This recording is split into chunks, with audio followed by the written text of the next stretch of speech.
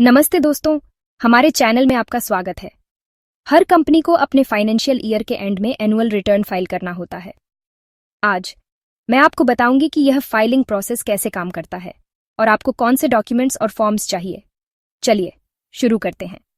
सबसे पहले हमारे पास एनुअल रिटर्न है, जिसे फॉर्म MGT-7 भी कहते हैं। ये एक जरूरी डॉक्यूमेंट है जो आपकी कंपनी की बेसिक जानकारी जैसे शेयर होल्डर्स, डायरेक्टर्स और फाइनेंशियल परफॉर्मेंस की डिटेल्स बताता है। सभी कंपनीज को अपने फाइनेंशियल ईयर के एंड में ये फॉर्म फाइल करना होता है। छोटी कंपनीज के लिए ये फॉर्म MGT-7A है। यहाँ आपको क्या चाहिए होगा? आपकी कंपनी के शेयर होल्डर्स की लिस्ट और उनके शेयर्स की जानकारी, आपके डायरेक्टर्स की जानकारी जिसमें उनकी अपॉइंटमेंट और रेजिग्नेशन की जानकारी भी शामिल है, आपकी कंपनी के पेड अप शेयर कैपिटल और दूसरे जरूरी फाइनेंशियल डिटेल्स।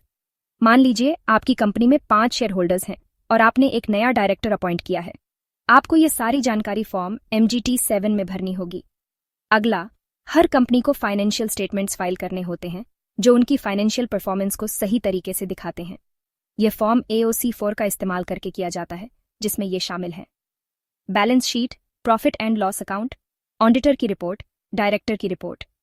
उदाहरण के लिए, अगर आपकी कंपनी ने एक फाइनेंशियल ईयर में 10% प्रॉफिट कमाया है, तो यह जानकारी आपके प्रॉफिट एंड लॉस अकाउंट में दिखाई जाएगी और आपका ऑडिटर इस रिपोर्ट को वेरीफाई करेगा।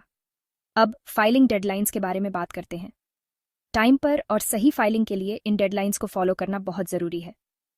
यहाँ कुछ महत्वपूर्ण डेडलाइंस हैं।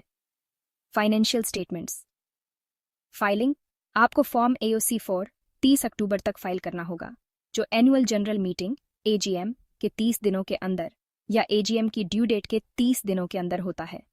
Annual return filing form MGT-7 या MGT-7A AGM के 60 दिनों के अंदर फाइल करना होगा। अपनी एनुअल फाइलिंग्स को समय पर पूरा करना जरूरी है ताकि पेनल्टी या कानूनी मुश्किलों से बचा जा सके। याद रखें, ये फाइलिंग सिर्फ एक कानूनी जरूरत नहीं है, यह आपके बिजनेस की ट्रांसपेरेंसी और कंप्लायंस को सुनिश्चित करने के बारे में भी है। अगर आप इन डेडलाइंस को मिस करते हैं तो आपको जुर्माना और कानूनी समस्याओं का सामना करना पड़ सकता है। इसलिए अपनी फाइलिंग डेडलाइंस पर नजर रखें और समय पर कंप्लायंस सुनिश्चित करें। देखने के लिए धन्यवाद।